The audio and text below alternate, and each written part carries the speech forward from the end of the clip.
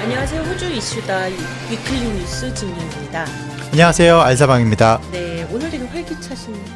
네, 뭐 항상 더 활기차게 하려고 노력 중입니다. 저도 슬기로운 백수 생활을 시작해서 아주 즐겁습니다. 첫 번째 주였죠? 네, 아주 어떠셨어요? 백수의 과로사가 이제 이해가 가고. 네네네. 저도 백수였었기 때문에 옛날에. 아, 그래요? 누구나 다 백수였던 시절은 있지 않았을까요? 좀 많진 않았어요. 네. 그래요. 예, 첫 번째 뉴스는 어떤 건가요? 네, 지난 한 달 동안 네. 구글 검색이나 유튜브를 호주에서 사용하시던 시청자분들은 네. 구글에서 오픈 레터 투 오스트레일리언스라는 문구가 실린 성명서라든가 팝업 스크린을 아마 보셨을 수도 있을 거예요. 네. 어떤 건가요? 네, 내용이 이렇습니다. 네. 호주 정부의 새로운 규제로 인해 호주인들은 구글과 유튜브에서 새로운 정보를 얻는데 제한이 생길 위험에 놓여 있다. 그리고 사용자들의 검색 정보 내용의 보안 문제 등이 있고 새로운 법안은 호주 정부가 호주 대형 언론 매체에게 주어진 특혜이며 구글의 무료 서비스 제공에 악영향을 끼칠 것이다 라고 성명서를 내었습니다. 구글에 이어서 또 페이스북은 9월 1일 호주 정부에서 만들어진 법안이 이대로 통과된다면은 페이스북 내에서 사용자들이 뉴스 기사 등을 공유하는 기능을 막을 준비가 되어 있다고 말하기도 하였는데요. 그렇다면 이렇게 구글과 페이스북이 걱정하고 있는 정부의 새로운 법안이 무엇인지 말씀드려볼까 합니다. 네네. 법안 이름은 뭐예요? 그 ACCC, Australian Competition and Consumer Commission. 그러니까 한국으로 치면은 뭐 호주 소비자 보호 및 공정거래위원회에서 이제 만든 그 코드 오브 컨덕트인데요. 이제 이거를 얘기를 하자면은 우선 그 작년 7월로 거슬러 올라가야 하는데요. 당시 이제 ACCC가 이제 구글, 유튜브, 페이스북을 포함한 온라인 매체들에 대한 보다 많은 규제가 필요하다면서 23가지의 권고안을 발표합니다. 근데 이 권고안 중에는 구글 검색이나 유튜브, 뭐 페이스북 등이 언론사들의 기사들을 통해 얻는 수익에 대해서 언론사들과 공정하게 협상을 통해 이제 배분해야 한다는 그런 권고안이 들어 있었어요. 뭐 구글이나 이쪽에서 돈을 일정하게 배분을 해서 우리 호주의 언론사들한테 줘야 된다. 그렇죠. 뭐 이런 이제 내용인 건가요? 네네. 이제 구글이나 페이스북 같은 경우는 이제 광고 수익으로 큰 돈을 호주에서 벌고 있는데 이 많은 수익 중에 수익에 도움되는 부분이 이제 호주 언론사들의 기사들을 이제 사용자들이 이제 공유하는 것을 검색하고 그런 부분을 통해서 수익이 나기 때문에 이 부분을 구글이 다 차지하는 것이 아니라 그 언론사들에게도 페어하게 나눠야 한다는 그 골자의 권고안이 있었어요. 근데 문제는 공정하게 협상을 통해 수익을 나누어야 한다고 했는데 이 협상이 올해 4월에 결렬이 된 거죠. 그러니까 그 협상이라는 거는 그 온라인 업체들, 뭐 구글이나 페이스북 그리고 온라인 미디어 업체들 간의 그 협상이 결렬이 된 겁니다. 그래서 저시 프라이든버그 재무부 장관은 ACCC에게 온라인 플랫폼과 언론사들 간의 수익 배분에 대한 필수 행동 강령 법안을 주문하게 됩니다. 수많은 지역 언론 매체들이 코로나 사태가 터지면서 급격하게 떨어지는 광고 수익으로 인해서 많이 폐간을 하게 되었고 수많은 기자들 또한 일자리를 잃게 됩니다. 당시 많은 언론사들이 코로나 사태 때 제일 많은 수혜를 받은 곳이 구글일 거라고 말하면서 뭐 각종 언론사들이 만들어낸 코로나 기사 및 분석 자료들을 구글 같은 경우는 공짜로 받아들여서 돈을 벌었다고 각을 세울 때였죠. 그러면서 이제 그 저시 프라이든버그가 그 코드 오브 컨덕트를 만들어 달라고 이제 주문하면서 올해 7월 31일 ACCC가 행동 강령 법안의 초안을 완성해 공개하게 된 겁니다. 이 행동 강령에는 호주나 언론사들이 온라인 플랫폼들에게 자기들의 뉴스 기사들을 통해 얻은 수익에 대한 권리를 협상을 통해서 요구할 수 있다는 내용으로 구글이나 페이스북 등은 언론사들에게 적지 않은 금액의 수익을 지불해야 하는 상황입니다. 이해가 갔어요. 공짜 뉴스를 쓰지 못하게 어떻게 보면 구글이나 그런 플랫폼이 그런 거에 대해서 일정하게 돈을 내라라는 거네요. 그러면 이제 협상 내용 중에서는 이제 협상은 결렬됐지만 협상이 결렬돼서 지금 필수적으로 해야 되는 강령을 필수 행동 강령을 행동 강령 발표하게 된 거잖아요. 그렇습니다. 결국 협상 없이 반드시 해야 되는 걸로 1차적으로 넘어간 거네요. 이렇게 된다면은 뭐 구글이 얻은 수익을 언론사들에게 어느 정도 배분해야 된다는 거는 꼭 머스트가 된 거죠. 네, 기정사실화 됐네요. 근데 그 방법은 뭐 페이지 뷰 뭐 이런 것들에 따라서 돈을 내는 건가요? 페이지 뷰도 그렇고 네. 뉴스를 통해서 얼마의 수익이 이뤄졌는지 같은 부분도 다 공개되기 때문에 네. 그런 부분이 공개가 된다면은 정말 그 알고리즘 부분에 대해서도 공개를 안 할 수가 없는 부분이 생길 수 있는 거거든요. 네. 좀 더 구체적으로 만약에 알고리즘을 왜 공개할 수밖에 없는 거죠? 그러니까 그게 왜 많이 받는지를 얘기할 수밖에 없기 그렇죠. 때문이라는 네. 건가요? 왜 이 뉴스가 네. 다른 뉴스에 비해서 더욱더 많이 레코멘데이션이 됐고 왜 이런 이유 때문에 그 다른 회사의 광고보다 기사보다 우리 회사의 기사가 더 많이 나왔는지 그런 여러 가지 부분이 관계가 된 거겠죠. 네. 근데 이제 이런 부분은 언론사들이 그 압박이 상당히 강했었던 거 있는데 네. 그 유튜브에서 특히 유튜브에 있는 그 유저들이죠. 그 네. 비디오를 컨텐츠를 쉐어하고 있는 분들 중에 이제 구글 편을 들고 계신 분이 많이 계시는데 네. 이제 그렇게 된 경우에 이제 그 알고리즘을 어떻게 사용하는지에 대해서 그 큰 언론사들이 먼저 더 정보에 더 가까이 가기 때문에 네. 그 개인 유튜버 크리에이터들의 설 자리가 점점 없어질 것이다라는 네. 우려가 있고요. 네. 그리고 지금 그 대부분의 언론사들 중에 그 이런 협상을 요구할 수 있는 자격이 되려면은 네. 그 연 매출이 15만 달러에 이뤄야지만 그 자격이 주어진다고 그래요.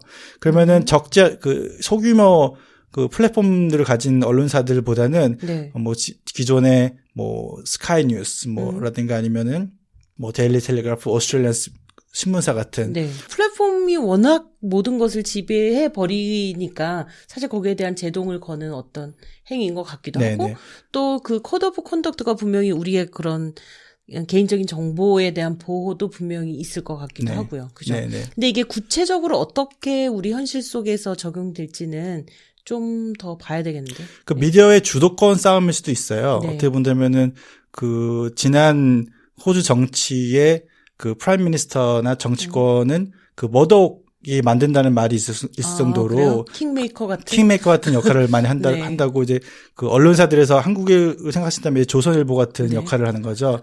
네. 그래가지고 이제 많은 보수 언론들이 이제 네. 머독 엔터프라이즈에서 나오는 그런 언론사들에서 나오는 거기 때문에 네. 그런 그 보수의 언론과 지금 이제 새로운 미디어 플랫폼 간의 그 전쟁이 이제 일어나는 게 아닌가라는 생각이 들어가지고. 자, 그러면 두 번째 뉴스는 우리 코로나 얘기로 갈 수밖에 없잖아요. 네, 그렇죠? 코로나 이슈를 저희들이 얘기를 안 하려고 해도 할 수밖에 없는 상황이잖아요. 그렇죠. 네, 뭐 멜번 4단계 봉쇄 조치에 대한 부분의 기사를 가져왔습니다. 네. 오늘 발표됐나요? 그러면 2주 연장에 관한 2주 연장에 대한 부분은 이제 어저께죠. 네네. 네. 다니엘 앤드루스 빅토리아주 수상은 네. 4단계 사회적 봉쇄 조치를 2주 더 연장한다고 9월 6일 일요일에 공식 발표했습니다. 네. 원래대로라면은 멜번의 4단계 사회적 봉쇄 조치는 9월 13일 일요일 종료가 되는 것이었는데요. 네네. 이제 빅토리아주는 이날 4단계 봉쇄 조치 출구 대응 로드맵을 발표하면서 네. 멜번은 1차부터 4차 완화까지 약 3달간에 걸쳐 코로나 일상으로 돌아갈 것이라고 말하였습니다. 네. 그러니까 4-3-2-1 이 로드맵을 발표했는데 지금 난리가 난 거죠? 난리가 난 네. 거죠, 진짜. 이제 1차 완화는 네. 이제 9월 14일에 시작되는 건데 네. 뭐 기존의 그 정책에서 네. 통행 금지 시간이 저녁 8시에서 9시로 1시간 늦게 시작되고 뭐 야외에서 모일 수 있는 사람의 수는 2명 혹은 한 가구로 확대가 됩니다. 네. 하루에 야외에서 운동할 수 있는 시간 동안 기존의 1시간에서 2시간으로 늘어나고 네네. 혼자 사는 사람은 한 명을 지정해서 그 사람의 집에 방문할 수 있습니다. 네. 그 외의 조치는 기존의 조치와 동일하게 2주간 더 유지가 되면서 네. 결과적으로는 기존의 4단계 봉쇄 조치를 2주 연장하는 것이 된 것이죠. 네, 그러네요. 그러니까 몇 개만 다르고 계속 4단계라는 거잖아요. 그죠? 네, 그렇습니다. 네. 근데 이외에 이제 그 28일부터 그 지난 2주 동안 네. 평균 일일 확진자 수가 30에서 50명대로 유지가 된다면 네. 다음 조치인 2차 완화 조치가 되고요. 네. 10월 26일까지 그 지난 2주 동안 평균 일일 확진자 수가 5명 이하로 유지가 되었다면은 네. 3차 완화 조치가 들어가고 네. 그리고 11월 23일까지 지난 2주 동안 확진자가 나오지 않는다면은 꿈의 얘기다. 그 꿈의 얘기죠. 확진자가 2주 동안 나오지 않는다면은 네. 4차 조치로 완화 그리고 3주 더 확진자가 안 나온다면은 빠르면 12월 21일이죠. 네. 멜번 시민들은 코로나 일상으로 돌아가는 것이라는 그 플랜을, 로드맵을 내놓은 것입니다. 근데 사실은 그 한 명도 안 나오는 거는 우리 NSW도 아직 못 해본 거잖아요. 네, 지금 이제 많은 분들이 비판하는 부분이 그런 것 같아요. 그래요? 이제 빅토리아주 로드맵에 의하면은 뉴사우스웨일즈주나 퀸슬랜드주도 4단계 그 사회 봉쇄 조치에 들어가야 된다는 거죠. 그 확진자 수를 기준으로 보았을 때는? 네, 그렇죠. 왜냐면 뉴사우스웨일즈도 적지만 확진자 수 나오고 있기 때문에 그 4단계 조치, 어느 정도 4단계 조치의 락다운에 들어가야 된다는 건데, 멜번은 멜번 시내가 아무리 조금 코로나 때문에 많이 힘들었다고 하더라도 2주 동안 그 확진자가 안 나와야지만 이 4단계 봉쇄 조치를 완전히 풀겠다는 거는 조금 리스크가 있는 결정인 것 같아요. 그러니까 결국은 로드맵이 너무 스트릭트하기 때문에 그것 때문에 욕을 먹는 건가요? 네, 그렇습니다. 그러니까 로드맵대로라면은 불가능한 걸 그 안에 넣었다는 거 아닌가요? 그렇죠. 그러니까 이제 통제 가능한 숫자로 그냥 쭉 가야 되는데. 네, 그렇습니다. 뭐 코로나가 이게 뭐 뉴질랜드의 케이스를 보셨겠지만 우리나라는 코로나 프리 나라입니다. 그 말했다가도 바로 며칠 후에 나올 수 있는 그런 거기 때문에 이렇게 된다면은 뭐 락다운을 뭐 영원히 하자는 말 같이 들릴 수가 있는 거잖아요.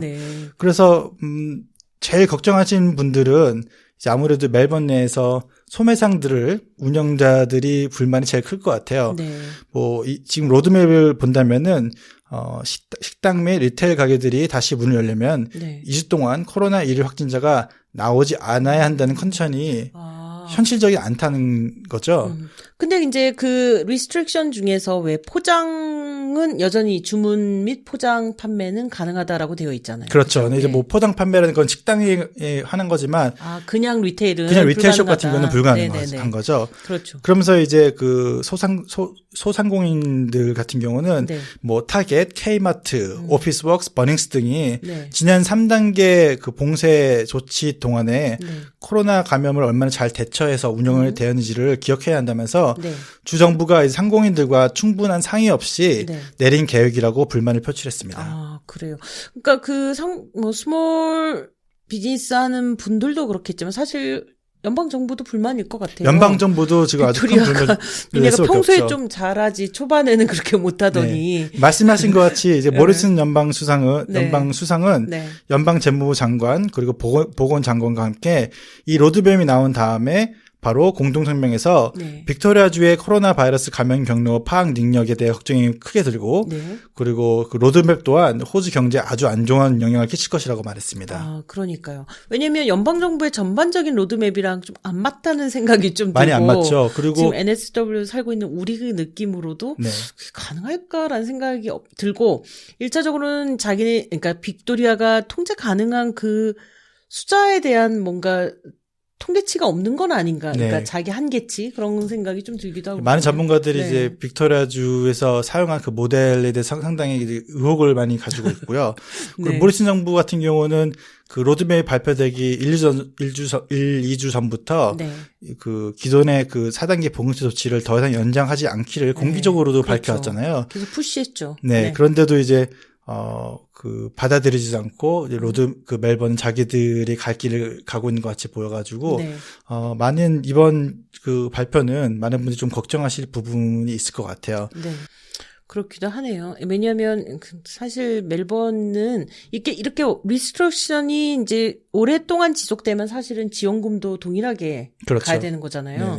이 두 개가 과연 맞을까? 그런 걸 고민할까라는 생각이 좀 드네요. 그러면 다음 뉴스도 당연히 코로나랑 연결되겠죠? 네, 코로나랑 연결돼 있는 좀 재미있는 좀 짧은 기사를 가져왔습니다. 뭘까요? 그 음식 배달 서비스인 우버라고 들어보셨나요? 우버이츠. 우버이츠에서 아주 재미있는 분석 자료 결과를 공개해서 가져왔는데요. 혹시 관심 끌려는 혹시 광고성 기사는 아니었을까요? 그런 걸 수도 있겠네요. 지금 생각해보니 제가 낚인 걸 수도 있겠는데. 낚였네. 근데 우버이츠 호주에서는 이제 지난 4월과 7월간의 주문 배달 자료들을 분석해서 코로나 사태가 어떻게 호주의 전형 있는 삶을 변화를 주었는지 공개했습니다.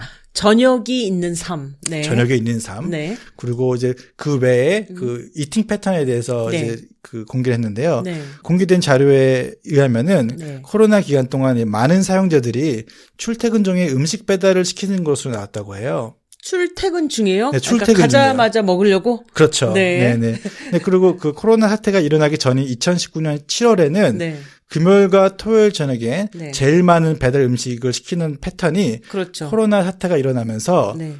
금요일과 토요일 저녁 주문이 제일 크게 떨어지고 네. 대신 오전, 오후 주문이 도드라지게 늘어났다고 합니다. 아, 그러니까 불금과 불토보다는 네. 그냥 미리 준비하는 일상적인 그런 그러니까, 저녁인가요? 그러니까 전에는 이제 회사를 네. 월요일부터 금요일까지 다니면서 네. 금요일날 이제 오늘은 집에 가서 마실 거야, 뭐 음식을 시켜 먹을 거야, 네. 음식 안 해 먹을 거야 하고 네. 토요일 날에도 네. 편하게 먹자 그런 주의였는데 네.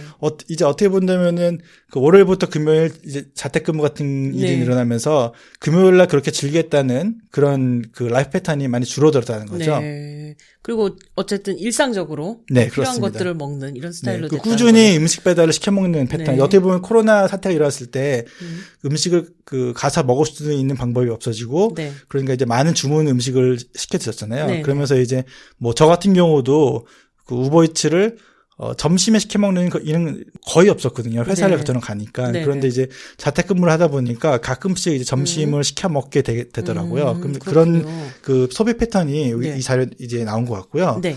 그리고 올해 7월에 자료에 의하면은 네. 코로나 전에 소비 패턴으로 많이 돌아왔다고 그래요. 아, 시키는 거가요? 시키는 시간 패턴이 네. 이제 그 회복세가 들어온 거죠. 어떻게 본다면은. 그럼 다시 붉은 불토로 갔다는 붉은 불토가 이제 많이 늘었다는 말이죠. 네. 네, 그거는 근데, 이제 모임이 생기거나 그렇죠. 뭔가 기념일을 기념하거나 네네. 이런 거겠네요. 네, 그런 것도 있을 것 같고요. 네. 그 제일 중요한 부분은 이제 저녁 시간입니다. 네. 이제 그 코로나 사태가 일어나기 전에는 네. 이 저녁을 시켜 먹는 패턴이 저녁 8시였다고 그래요. 네. 그러니까 호주 사람들이 저녁을 많이 늦게 먹는 것도 그 크게 유효한 부분도 있겠지만 진짜 늦게 먹어요? 진짜 늦게 먹습니다. 그래요? 왜냐하면 이제 제가 외식을 하다 보면은 네. 식당을 부킹할 일이 있잖아요. 네. 식당을 부킹하면은 6시부터 7시 사이는 자리가 많이 비어 있어요. 그리고 7시부터 9시 반 사이는 항상 제일 피크 테이블인 거죠. 네. 호주 사람들 같은 경우는 회사를 퇴근해서도 바로 밥을 먹으러 가지 않고 네. 맥주 한 잔 마시고 네. 가기 때문에 항상 그 시간대가 좀 차이가 있어요. 네. 그런데 코로나 사태가 일어나면서 네. 어떻게 보면 출근을 안 하기 때문에 네.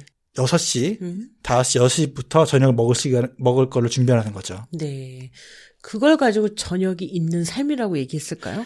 호주의 저녁이 있는 삶은 항상 존재했어. 호주는 저녁이 항상 있었습니다. 그렇지만 네. 그 삶이 어떻게 변화했는지를 제가 전달하는 거죠. 아, 그렇군요. 네, 네. 그리고 이제 마지막으로 네. 여전히 금요일 주문이 네. 제일 많지만 네. 화요일 또한 테이크어웨이 튜스데이를 불릴 만큼 네. 화요일 주문 음식량이 많이 늘어났다고 합니다. 네. 그리고 멜번 같은 경우는 지난 6월, 7월 사이에 제일 많이 음식 배달 17%가 늘어날 정도로 음식 배달량이 늘어났고요. 그때가 최악의 락다운이었어요. 최악의 락다운이니까 네. 음식을 배달시켜서 먹을 수 있는 네. 양이 많이 늘어난 거죠. 네. 그리고 이제 마지막으로 이제 그 런치 타임, 그러니까 네. 점심 음식량이 제일 많이 늘어난 도시는 브리스벤과 그리고 아들레이드, 멜번 그리고 시드니 순으로 이렇게 나왔습니다. 의외인데요. 의외입니다. 왜 그러죠? 네, 그건 저 잘 모르겠네요. 그냥 브리스번도 많이 먹기 시작했다. 네. 뭐 이런 건가요? 그렇게 볼 수 있겠죠, 뭐. 네, 어쨌든 우버이츠 대단한데요. 네. 자기네들이 조사해서 어쨌든 한 번 더 우버이츠에 대해서 좀 뭔가 각인시키는 네. 그런 느낌이네요. 제가 낚였지만 어쨌든 네. 뭐 재밌는 기사라서 가져왔습니다. 네, 하여튼 좋은 기사 감사하고요. 다음 주에도 뵙도록 하겠습니다. 네, 감사합니다. 네, 감사합니다. 안녕히 계세요.